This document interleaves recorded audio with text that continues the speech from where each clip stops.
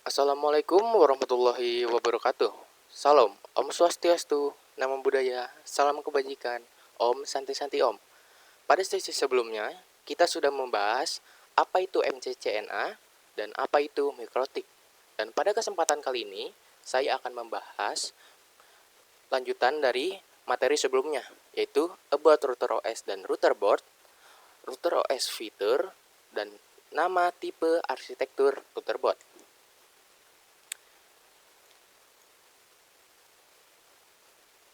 Nah, lalu apa itu router OS? Nah, sebelumnya materi ini sudah kita singgung di materi sebelumnya pada ini nih, apa itu mikrotik sudah kita singgung sedikit router OS maupun router board. Lalu kita akan membahas lebih dalam apa itu router OS dan router board. Apa itu router OS? Router OS adalah sistem operasi berbasis kernel Linux yang dirancang khusus untuk mengubah komputer atau perangkat keras router board menjadi router jaringan yang andal. Mikrotik router OS PC x86, sistem operasi berbentuk perangkat lunak yang diinstal pada PC standar, mengubahnya menjadi router jaringan. Jenis produk Mikrotik router OS, contohnya Mikrotik x86-bit Aneto, Dinara, dan Okma. Lalu, apa itu si router board? Router board adalah perangkat keras hardware jaringan yang diproduksi oleh Mikrotik dan dirancang khusus untuk menjalankan Mikrotik. Router OS berbeda dengan PC biasa yang perlu diinstal sistem operasi tambahan. Router board sudah memiliki komponen built-in yang dioptimalkan untuk kebutuhan routing dan manajemen jaringan. Secara arsitektur, router board merupakan implementasi dari network device, artinya hardware dan sistem operasi dirancang terintegrasi. Di dalamnya sudah terdapat prosesor, RAM, storage, port Ethernet, dan pada beberapa model dilengkapi wireless interface, SFP, atau bahkan LTE modem. Semua komponen tersebut disesuaikan untuk memastikan router OS berjalan stabil dan efisien.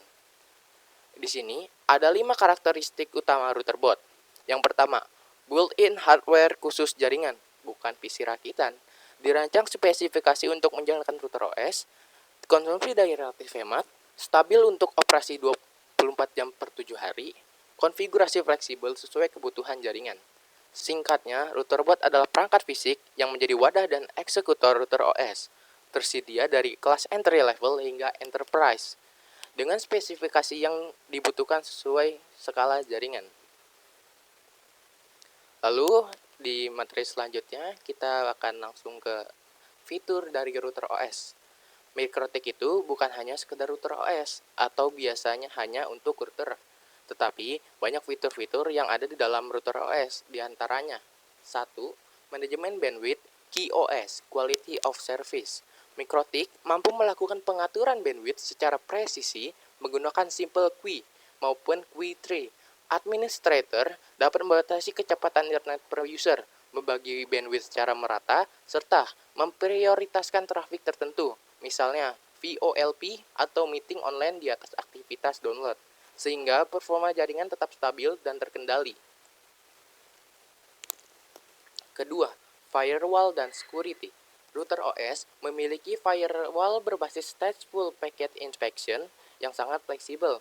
Fitur ini memungkinkan pemblokiran situs tertentu, filteran konten, internet positif, proteksi terhadap serangan seperti port scanning dan brute force, serta pengaturan koneksi inbound dan outbound secara detail.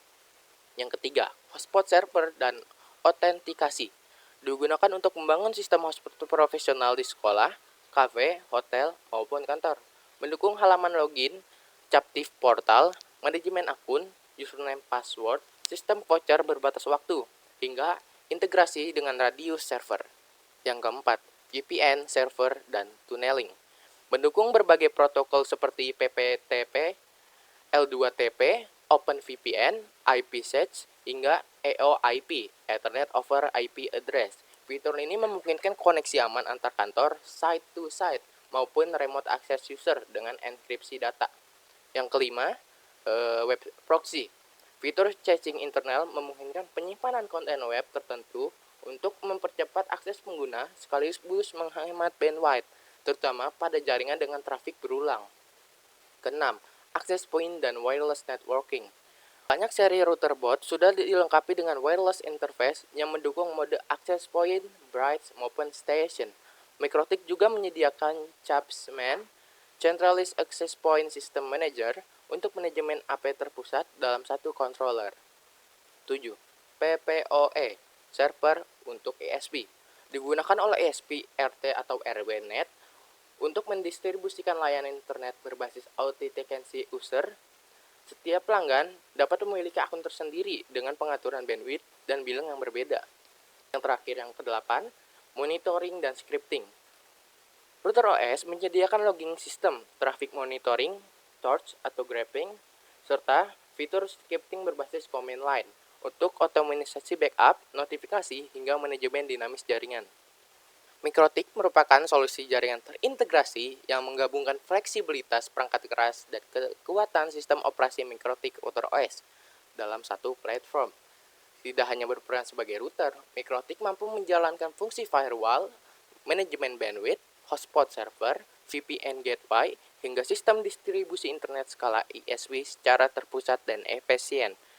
Dengan konsep All-in-One Network Station, MikroTik memungkinkan administration membangun, mengatur, mengamankan, dan memonitor jaringan menggunakan satu perangkat sesuai kebutuhan dan spesifikasi hardware yang digunakan. Hal ini menjadikan MikroTik sebagai pilihan yang ekonomis, fleksibel, dan scalable untuk jaringan rumah, sekolah, kantor, maupun penyedia layanan internet. Nah, kita sudah bahas tentang router OS maupun router board. Lalu kita akan lanjut ke penamaan tipe dan arsitekturnya ya. Di sini ada router board seperti contoh di gambar yang sudah saya berikan.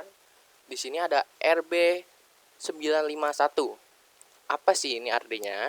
Pengkategorian nama pada perangkat router board MikroTik berdasarkan 3 kategori. RB, singkatan dari router board, yaitu perangkat keras buatan MikroTik. Angka pertama itu angka 9, menunjukkan seri atau kelas router. Semakin tinggi angkanya, umumnya semakin tinggi segmentasi performa atau kelas perangkat tersebut. Lalu yang kedua, ada angka 5. Angka 5 menunjukkan jumlah port Ethernet yang tersedia pada perangkat. Pada RB951, angka 5 berarti terdapat 5 port Ethernet. Lalu yang terakhir ada 1, angka ketiga, menunjukkan jumlah slot PCI wireless interface. Angka 1 berarti perangkat tersebut memiliki satu slot atau satu interface wireless tergantung modelnya. Selain seri router board RB, MikroTik juga menggunakan beberapa metode penamaan perangkat berdasarkan kategori dan fungsi. Yang pertama, word naming, penamaan berdasarkan nama produk. Beberapa perangkat tidak menggunakan kode angka, melainkan nama produk. Langsung, misalnya Omnitic, Groove, XXT, LHG, Dynidis, CAP, WAP, dan HAP. Penamaan ini biasanya menunjukkan fungsi utama dan bentuk fisik perangkat, seperti outdoor unit, access point plafon, atau perangkat grid antena. Yang kedua, exceptional naming, penamaan khusus. Beberapa seri menggunakan angka yang tidak mengikuti pola standar RB klasik. Ciri-cirinya ada 3. Nama disederhanakan mengikuti generasi pengembangnya, biasanya memiliki jumlah port Ethernet lebih dari 9. Angka sering menunjukkan lini atau generasi produk. Contohnya RB600, RB1000, RB1100, dan sebagainya. Pada seri RB1100 atau RB4011, perangkat ditunjukkan untuk kebutuhan enterprise atau ISP dengan performa dan jumlah plot lebih banyak dibanding seri kecil seperti RB750 atau RB951. Kesimpulan, sistem penamaan MikroTik terdiri dari kode numerik RB series menunjukkan kelas, jumlah port, dan fitur. Word naming menekankan fungsi dan bentuk perangkat. Exceptional naming digunakan untuk perangkat kelas menengah hingga tinggi dengan konfigurasi port besar dan performa yang lebih tinggi. Setelah penamaan, kita lanjut ke tipe router board. Nah, tadi kita sudah membahas tentang penamaan. Nah, yang ini RB952. Sekarang kita akan membahas tipenya. UI5AC 2ND-TC. Nah, yang ini tuh bisa diklasifikasikan seperti yang ini nih. UHRGPILSE. Setiap angka maupun huruf memiliki fungsinya berbeda-beda. Misalnya UI. U dilengkapi port USB, I single port tower injection tanpa controller. Nah, jikalau kalian punya mikrotik di rumah, di belakang mikrotik itu terdapat tipe dari mikrotiknya ya. Jadi bisa dilihat ya. Lalu selanjutnya router board arsitektur.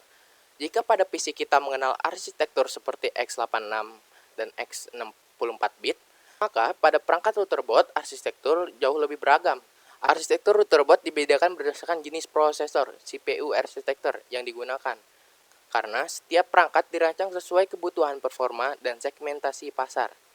Beberapa arsitektur yang umum pada perangkat mikrotik antara lain MIPSBE, SMIPS, ARM, ARM64, TILEGX, dan X86. Nah, di sini tuh ada ya. Jikalau misalnya kalian punya mikrotik RB600, berarti dia masuk ke klasifikasi PPC ya, seperti itu. Lalu kita akan lanjut ke materi terakhir, pengaruh arsitektur terhadap router OS. Sistem operasi mikrotik router OS dikompilasi khusus sesuai arsitektur perangkatnya. Artinya, setiap router board menggunakan paket router OS yang sesuai dengan arsitekturnya. Tidak semua file instalasi router OS bisa dipasang di semua perangkat. Performa, kapasitas throughput, dan fitur tertentu dapat bergantung pada jenis CPU yang digunakan. Sebagai contoh, perangkat berbasis ARM atau ARM64 umumnya memiliki performa lebih baik dan didukung fitur lebih modern.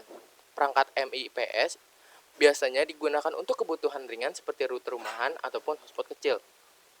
Kesimpulannya, arsitektur pada mikrotik tidak hanya sekedar 32 bit atau 64 bit seperti PC, tapi ditentukan oleh jenis prosesor yang digunakan pada router board.